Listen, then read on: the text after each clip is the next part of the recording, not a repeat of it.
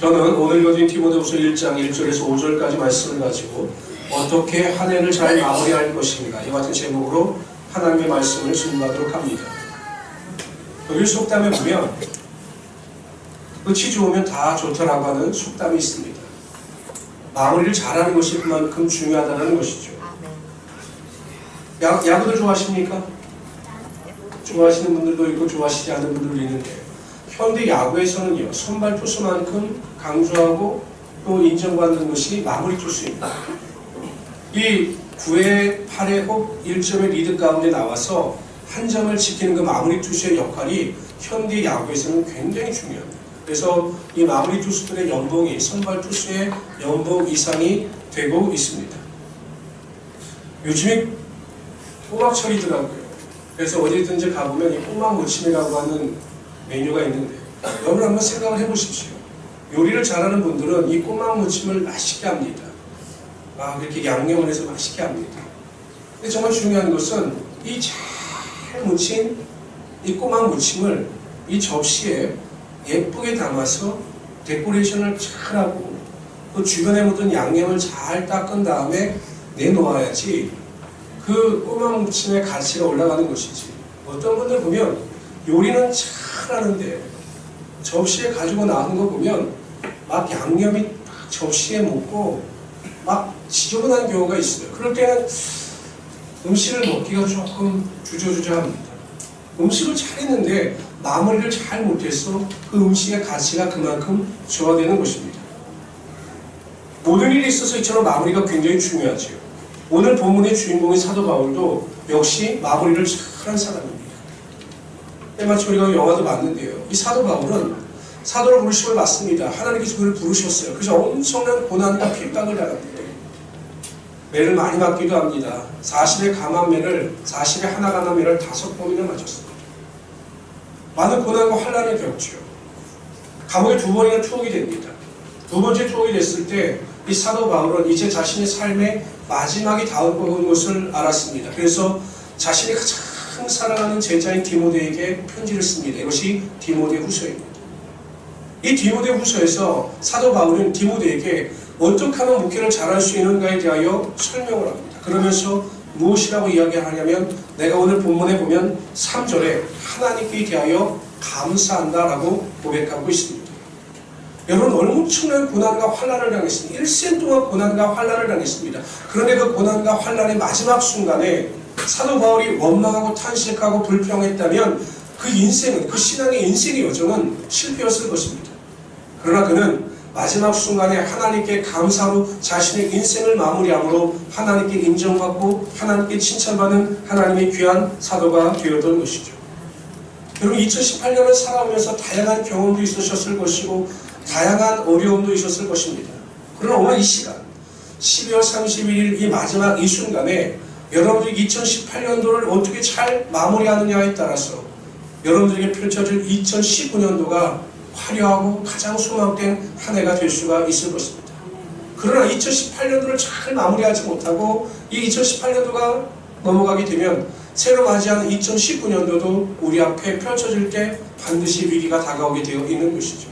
그래서 저는 오늘 시간 우리가 이 마지막 순간에 2018년 이 마지막 순간에 어떻게 잘 마무리할 것인가, 어떻게 마무리하는 것이 정말 한 해를 잘 마무리하는 것인가에 대한 슬픔으로 함께 은혜를 나누도록 하겠습니다. 첫 번째로 한 해를 잘 마무리하기 위해서 올 한 해 동안 믿음을 지켜 여러분들 이 자리에서 오늘 예배를 드릴 수 있게 된 것에 대하여 감사하시는 우리 성도를 주시기를 주님으로 축원합니다. 2012년도 통계에 보면요. 기독교가 굉장히 하향 곡선을 그립니다. 10년 전에 비해서 한 15만 명이 줄어들어요. 반면에 천주교 신자는 74.4%가 증가를 했습니다. 불교 신자도 한 13.9%가 증가를 했습니다. 근데 유독 기독교 신자가 줄어들었어요. 다양한 원인을 제시합니다. 가장 큰 원인은 역시 대형교회 목사님들의 잘못된 인식으로 인해서 해태도로 인해서 모든 기독교에 대한 이미지가 악화된 것이 가장 큰 원인입니다. 그러나 한편으로 여러분 이런 결과가 나타나는 것은 마지막 때의 현상이기도 합니다.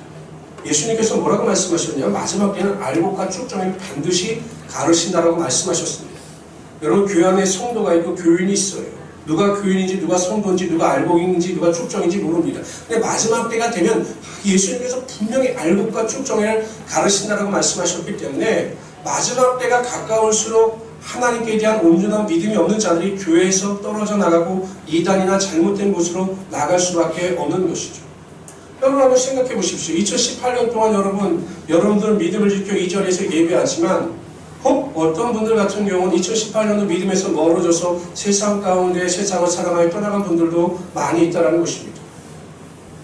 여러분들 이 자리에 앉아서 믿음을 지킨 것에 대해서 가장 먼저 감사하시는 하나님의 귀한 성물이 되시길 주님으로 축원합니다. 모세가 율법을 받으려고 시내산에 올라가요. 근데 오랫동안 내려오지 않자 이스라엘 백성들이 불안했던 것입니다. 그래서 이 아론에게 뭐라고 이야기하냐면 우리를 애굽에서 인도하는 모세가 보이지 않으니까 우리를 위하여 신을 만들자. 그래서 그들 스스로가 애굽에서 가지고 나온 금을 아론에게 다 던집니다. 그랬더니 아론이 이 금을 가지고 금송아지를 만들어요. 여러분 보이니까 신이 보이니까 이게 너무 좋았습니다. 하나님은 눈에 보이지 않는데 이 금송아지는 눈에 보이는 거예요. 그래서 막 춤을 춥니다. 이 금송아지가 우리를 애굽에서 인도해낸 하나님이다. 막 춤을 춥니다. 하나님께서 이 광경을 보시고 모세에게 대노하셨습니다. 내가 이 민족을 전부 진멸시키겠다라고 말씀하셨습니다. 모세가 충고합니다. 하나님 그러시면 안 됩니다. 그리고 가까울수록 하나님을 진정시킨 다음에 모세가 내려와 보니 정말로 가관이었습니다. 그래서 모세가 얼마나 화가 났는지 이 두 돌판을 던져서 깨뜨려 버립니다. 그리고 이스라엘 백성들을 향해서 무엇이라고 말하냐면 누구든지 여호와의 편에 있는 자는 다 내게로 나와라 이렇게 얘기합니다. 여호와 하나님께 대한 온전한 신앙을 가진 사람들은 다 내 쪽으로 나와라 이렇게 이야기합니다. 여러분 생각해 보세요. 지금까지 이스라엘 백성들이 얼마나 큰 기적을 보았습니까? 그럼 다 나와야죠. 다 나와서 모세의 편에 서야 되는 것이 상식 아니겠습니까? 그런데 12지파 중에서 4지파만이 나와요. 나머지 11지파는 모세가 여호와의 신앙을 수여한 자는 나와라 하는데 안 나와요. 4지파만 나와요. 그랬더니 모세가 뭐라고 명령하냐면 이쪽 끝에서 저쪽까지 가면서 내 형제와 가족들을 칼로 다 죽여라. 죽입니다. 그래서 3,000명이 죽게 돼요. 여러분 보세요. 기적을 보고 능력을 보고 하나님의 권세와 하나님의 놀라우신 살아계심을 다 목격했는데 이스라엘 12지파가 다 믿음을 가지고 있었던 것이 아니라 오직 레위지파만이 믿음을 가지고 모세의 명령에 반응함으로 그들만이 피해를 보지 않았다는 것이죠. 기적을 보고 능력을 본다고 해서 누구나가 다 믿음을 가질 수가 있는 것은 아니다라는 겁니다. 믿음도 하나님께서 부어주실 때 은혜 가운데 믿음을 소유함으로 우리가 하나님 앞에 바로 설 수 있게 되는 것입니다. 이 새벽에 이 밤에 여러분 이 자리에 나오는 것 아무나 나올 수 있는 것 아닙니다. 제가 오늘도 저녁에 어딜 가보려고 일이 있어서 가는데 막 길이 막히는 거예요. 왜 막히나 봤더니 다 동해안으로 해 뜨는 거 보러 간다는 거예요. 그럼 그거 봐서 뭐 하려고 합니다. 해 뜨는 거 봐서 다 간다는 거예요. 근데 우리 이 자리에 모여서 하나님을 찬양하고 하나님께 영광을 돌릴 때 이 예배 가운데 하나님의 임재와 능력이 반드시 나타나게 하여 주시는 거죠. 디모데후서가 여러분 보면 사도 바울의 마지막 유언서와 같은 책입니다. 그런데 이 사도 바울이 디모데후서 4장에서 무엇이라고 고백하냐면 이렇게 고백해요. 내가 선한 싸움을 싸우고 달려갈 길을 마치고 보니 내가 믿음을 지켰다. 저는 여기서 사도 바울의 안도의 한숨이 나온다라고 생각을 합니다. 내가 정말 고난과 환난의 연속 속에서 선한 싸움을 싸우고 달려갈 길을 다 마치고 보니 그래도 내가 하나님을 신뢰하는 믿음이 남았다는 것에 대하여 나는 정말로 감사한다. 이렇게 고백하고 있는 것이에요. 사도 바울이 여러분 죽은 자를 살리고 기적과 능력을 행하고 뭐 이런 것에 대해서 자랑하고 안도하는 것이 아닙니다. 어떤 환경 가운데서도 하나님을 믿는 그 믿음에 대하여 버리지 않은 것에 대하여 감사한다라고 고백하고 그것에 대하여 소망을 가지고 있음을 말하고 있는 것이죠. 저는 우리 모든 성도님들 한 해 동안 많은 일을 겪으셨을 거예요. 뭐 힘든 일도 겪으신 분들도 있고 다시는 뒤돌아보고 싶지 않은 2018년도를 생각하시는 분들도 있을 겁니다. 여러 가지 일이 있었지만 그래도 여러분 그럼에도 불구하고 내가 믿음을 지켜 하나님의 예배자로 이 자리에 앉아서 예배하게 하여 주시고 2018년 동안 어떠한 고난과 환난과 유혹 앞에서도 세상 가운데 빠지지 않고 믿음의 권속자로서 이 자리에 앉아서 예배하는 것에 대하여 먼저 감사할 수 있는 하나님의 귀한 성도들이 되시기를 주님으로 축원합니다. 네. 두 번째로요, 우리가 한 해를 잘 마무리하기 위해서는요, 올 한 해 동안 하나님께서 여러분들에게 베풀어 주신 은혜를 기억하고 이 시간 진심으로 감사하시길 바랍니다. 아멘. 사람들에게는 이상한 습성이 있어요. 감사한 것은 쉽게 잃어버리는데 섭섭한 것은 끝까지 기억한다는 것입니다. 부모들이 아이들과 대화를 나누다 보면요, 자녀들에게 잘해준 것은 잘 기억 못해요. 특히 자녀들은 부모가 자신에게 섭섭해 주는 것은 끝까지 잊어버리지 않습니다. 이야기 다 하다 보면 정말 잘해주는 것이 100가지고 못해주는 것이 한 가지면 100가지 은혜에 대해서는 다 잊어버리고 한 가지 못해주는 것에 대해서만 기억하고 섭섭해하는 경우가 많이 있습니다. 근데 여러분, 성도들도 마찬가지입니다. 하나님께서 나에게 베풀어 주신 은혜가 참으로 많은 것에 비하여 그것을 기억하고 감사하기보다는 정말 내 뜻대로 되지 않은 사소한 일에 대하여서 하나님께 대한 섭섭한 마음을 가지고 감사하지 못하는 성도들이 정말로 많이 있다는 것입니다. 교회 집사님들이 한 해를 마무리하는 모임을 가졌습니다. 그리고 간단하게 식사를 하고 난 뒤에 각각의 권사님들과 집사님들이 1년 동안 하나님께서 자신에게 어떠한 은혜를 베풀어 주셨는가에 대하여 간증하는 시간이 있었습니다. 한 집사님은 자신의 남편이 큰 병에 걸렸는데 열심히 기도하고 성도들이 기도해 주셔서 자신의 남편이 병이 완치되고 믿음도 회복되어서 정말 감사하는 한 해가 되었다라고 고백을 했습니다. 어떤 권사님은 자신의 아들이 취직이 안 돼서 너무 가슴이 아팠는데 온 가족이 합심하여 기도하고 교회에서도 기도해 주셔서 자신의 아들이 좋은 직장에 취직된 것에 대하여 감사한다라고 고백을 했습니다.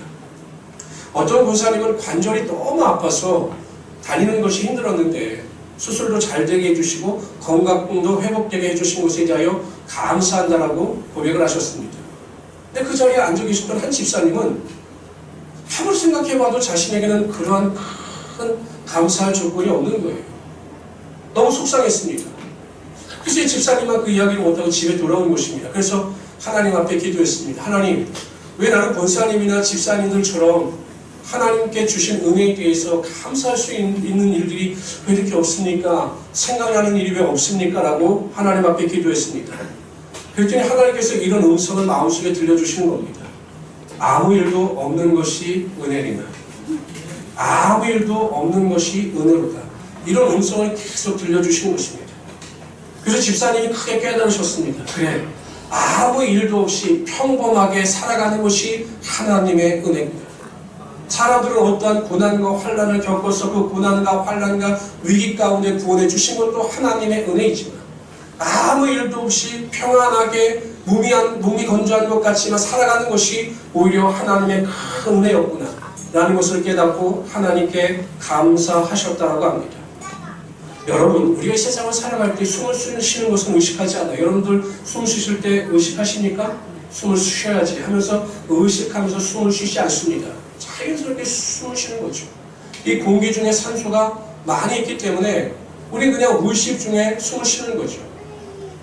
근데 워낙에 풍성하기 때문에 그 산소에 대한 고마움을 느끼지 못하는 겁니다. 무의식 중에 숨을 쉬면서도 아, 정말 산소가 있어서 내가 사는구나, 이걸 의식하지 못하면서 살아가죠.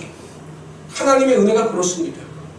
하나님의 은혜는 너무나 풍성하고 온전하기 때문에 우리가 의식하지 않아도 우리의 삶에 채워지고 그 하나님의 은혜가 우리의 삶을 이끌어 가는 거예요. 여러분, 가끔 저는 소식을 들을 때마다 제 후배들도 그렇지만 아침에 눈을 뜨지 못하고 소천하는 사람들이 많아요. 잠을 자러 들어갔는데 아침에 일어나지 못하고 죽음을 맞이하는 사람들도 있습니다. 예상치 못한 교통사고로 허무하게 생을 끊는 사람들도 많이 있습니다. 우리가 평범하게 느끼는 그 일상이 우리에게 있어 여러분 얼마나 큰 은혜인지 그것을 기억할 때마다 우리가 감사할 수 있어야 한다는 것이죠. 여러분 보십시오. 아무리 어려운 일이 있고 고난이 있고 환난이 있다 할지라도 여러분들의 삶에 하나님께서 베풀어 주신 은혜가 없었겠습니까? 있어요. 그 은혜를 반드시 기억하시고 정말 오늘 이 시간 그 은혜 가운데 감사하고 그 은혜 가운데 거하며 살아갈 수 있는 하나님의 귀한 성도들이 되시기를 주님으로 축원합니다. 네. 작은 일에 감사하는 자에게 하나님께서 더 큰 일을 허락하여 주시는 거예요. 내가 관절이 아파요. 오른쪽 관절이 아파요. 부정적인 사람은 오른쪽 관절 아픈 것 때문에 원망하고 불평합니다. 왜 하나님 저에게 건강한 관절을 주시지 않아서 이렇게 고통당하게 하십니까? 라고 원망하고 불평합니다. 성숙한 성도는요, 하나님, 제가 오른쪽 관절이 아프지만 그래도 왼쪽 관절이 남아있어서 그래도 걸어다닐 수 있고 예배할 수 있는 것에 대하여 감사합니다 라고 고백하는 거죠. 하나님께서 어떠한 자의 삶을 축복하시겠습니까? 저는 우리 모든 성도님들이 올 한 해를 뒤돌아보면서 정말 감사할 일이 무엇인가에 대하여 잘 생각하시고 그 감사를 넘치도록 선포하며 살아가시는 하나님의 귀한 성도들이 되시길 주님으로 축원합니다. 세 번째로요, 한 해를 잘 마무리하기 위해서는요, 올 한 해 동안 받았던 상처나 아픔 혹은 다른 사람에 대한 미움이나 아쉬움들을 모두 버리시기를 바랍니다. 여러분, 요즘에 우리 박항서 감독 신드롬이 있죠. 베트남 난리가 났더라고요. 근데 박항서 감독이 그 베트남에 들어가서 가장 먼저 한 것이 무엇이냐면 이 베트남 축구 선수들이 가지고 있는 이 패배의식을 제거하는 일이었어요.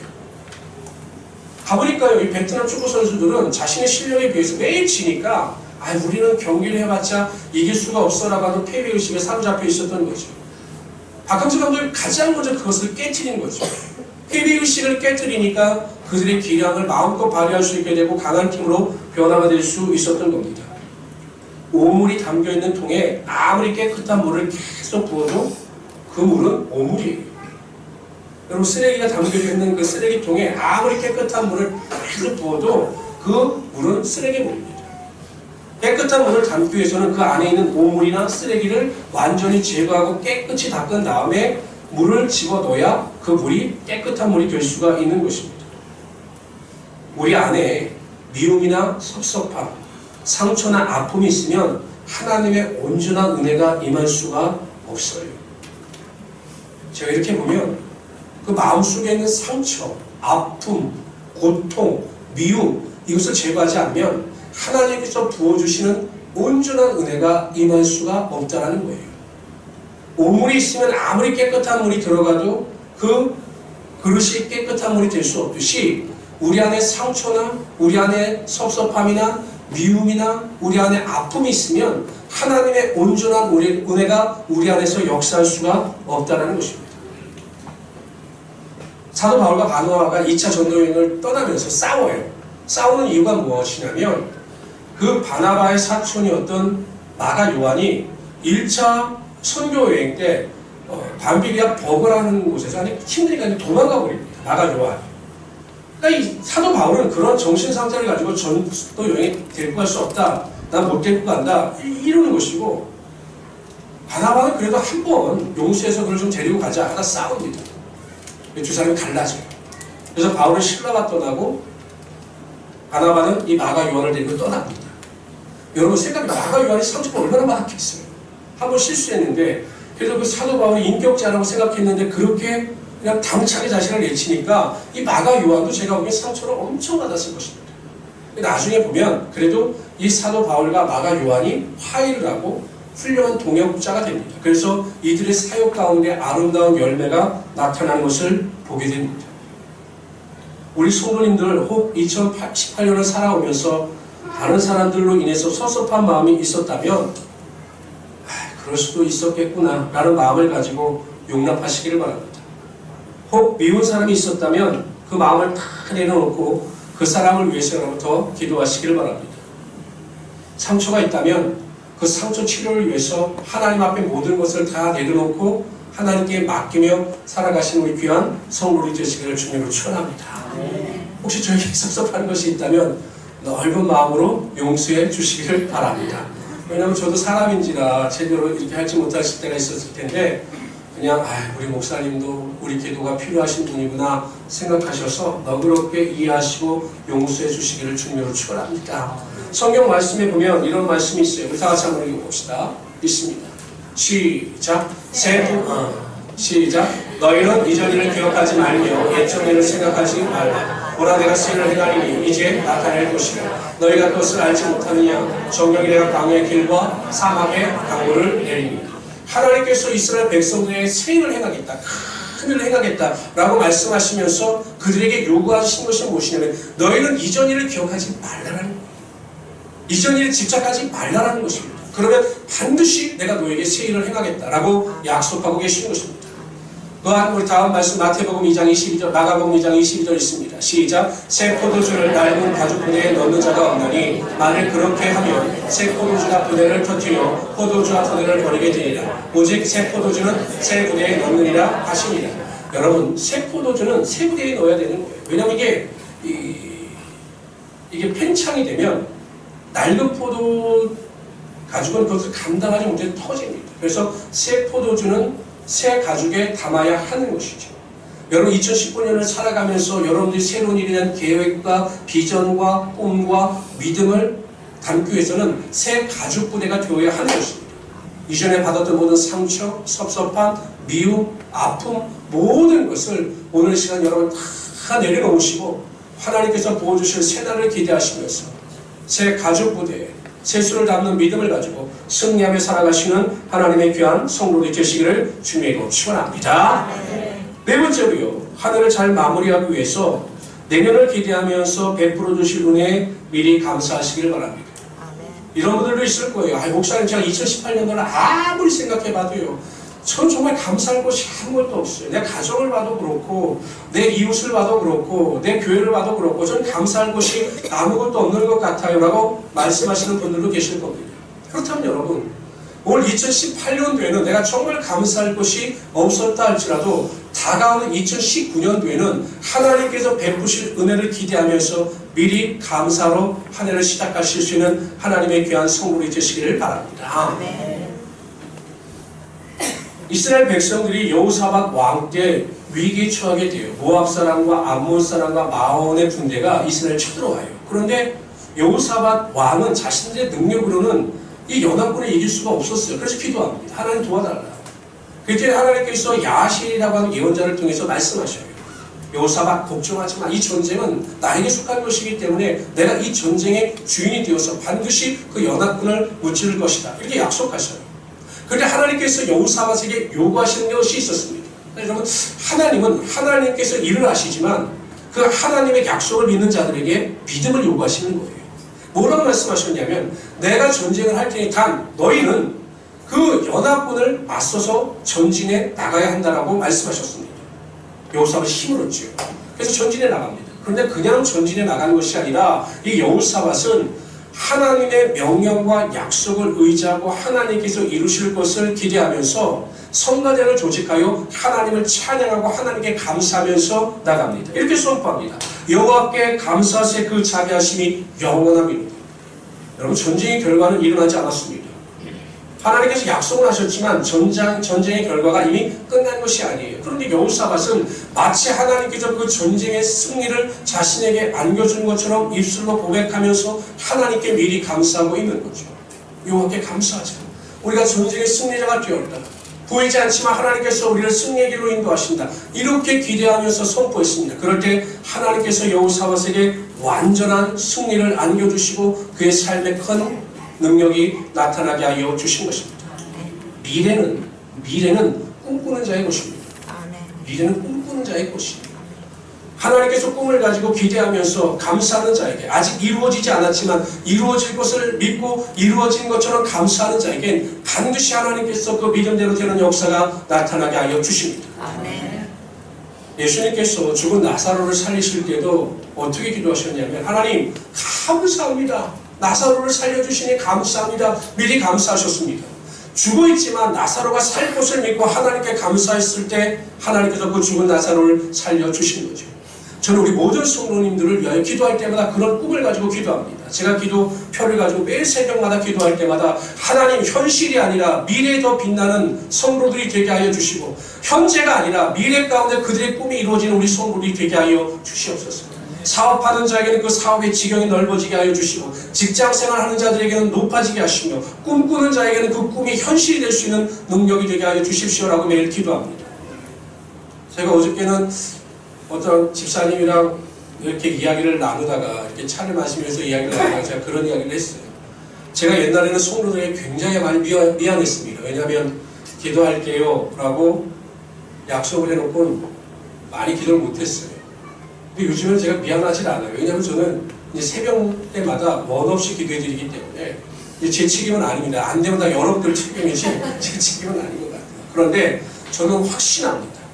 하나님 앞에서 꿈을 가지고 기대하고 감사하는 자에게 하나님은 말씀대로 약속대로 반드시 이루어 주시는 것입니다. 그래서 여러분 2019년도가 아직 남아있지만 미리 꿈을 가지고 기도하십시오. 그런 꿈꾸는 자에게 기도 제목이 많아요. 생각해보세요. 얼마나 기도 제목이 많겠습니까? 꿈이 있는데. 가정에 대한 세세한 기도 제목이 있겠죠. 직장에 대한 세세한 기도 제목이 있겠죠. 세세한 기도 제목이 있고 그 기도 제목을 가지고 기도하면서 꿈을 꾸기 때문에 하나님께서 그 감사하는 자에게 하나님의 성취와 능력이 반드시 나타나게 하여 주십니다. 여러분 항상 2019년도에도 하나님께서 이루실 것을 기대하시면서 여러분 안에서 믿음을 가지고 꿈을 포기하지 마시고 기도하며 살아가시는 하나님의 귀한 성도들이 되시기를 주님으로 축원합니다. 제가 작년에 무슨 경험을 했냐면 여러 가지 어려운 일도 막 생기고 막 교회도 왔는데 생각대로 부흥도 안 되고 그러니까 제가 딴 생각을 하더라고요. 목회 생각을 하는 게 아니라 딴 생각을 하더라고요. 좋은 일이 없나 딴 생각을 제가 좀 많이 했습니다. 근데 하나님께서 어느 순간 제가 새벽 예배를 하는데 다시 예전에 대한 꿈을 회복하게 하시는 거예요. 너 나에게 기도하던 그 비전이 있지 않아? 꿈꾸던 소원이 있지 않아? 왜 자꾸 그것을 안 된다고 생각하고 자꾸 내려놓으려고 해? 꿈을 꾸는 자에게 내가 약속했고 꿈을 꾸는 너에게 해준다고 내가 분명히 약속했지 않아? 다시 기도해. 일어서. 이런 소망을 주셔서 제가 다시 일어서고 기도할 때 하나님의 놀라운 은혜와 능력이 임함을 보게 됩니다. 요즘에 수시로 하나님께서 음성도 들려주시고 약속도 주시고 그 약속을 생각할 때마다 제가 얼마나 행복한지 모릅니다. 그 꿈을 생각할 때마다 제 마음이 격동하고 얼마나 감동하는지 몰라요. 우리 모든 소모님들도 그냥 현재에 만족하지 마시고 꿈을 꾸세요. 꿈을 꾸세요. 가정을 가지고 꿈을 꾸시고 직장을 가지고 꿈을 꾸시고 내 삶의 미래와 장래를 위해서 꿈을 꾸시는 우리 하나님의 귀한 성도들 되시기를 주님으로 축원합니다. 그래서 2019년도에는 감사할 일이 정말로 많아지고 그 꿈을 통해서 하나님의 역사를 체험하며 살아가시는 하나님의 귀한 성도들 되시기를 주님으로 축원합니다. 여러분 이 자리에 앉아있는 여러분들의 현재의 결단이 다가올 2019년도를 결정해요. 지금 여러분 이 자리에서 어떻게 결단하고 2018년도를 잘 마무리하느냐에 따라 2019년도가 펼쳐질 것이 달라질 수가 있다는 거죠. 가장 먼저 여러분이 결단해야 될 것은 그래도 믿음을 지켜서 이 자리에 앉아 있는 것에 대하여 감사하시는 우리 성도들이 되시기를 주님으로 축원합니다. 많은 일이 있었지만 그래도 내가 하나님 믿음을 지켜서 이 자리에 예배하고 있습니다. 정말로 감사합니다. 이 감사를 예배 시간에 꼭 하시기를 바랍니다. 두 번째, 하나님께서 나를 지키시고 보호하시며 나의 인생 가운데 베풀어 주셨던 은혜를 꼭 기억하셔서 그 일에 대해서는 감사할 수 있는 우리 성도들이 되시기를 바랍니다. 세 번째가 중요해요. 받은 상처나 아픔이나 미움이나 섭섭함이 있다면 그것을 다 내려놓으시고 오늘 예배를 통해서 다 내려놓으시고 2019년도에는 깨끗한 마음을 가지고 하나님이 부어주신 더 큰 은혜를 체험하며 살아가시는 우리 성도들이 되시기를 바랍니다. 그리고 네 번째, 아직 이루어지지 않았지만 아직 다가오지 않았지만 2019년도에는 하나님께서 베푸신 놀라운 은혜를 기대하시면서 미리 감사하시고 그 은혜 가운데 거하며 승리하시는 하나님의 귀한 성도들이 되시기를 주님으로 축원합니다. 기도합시다.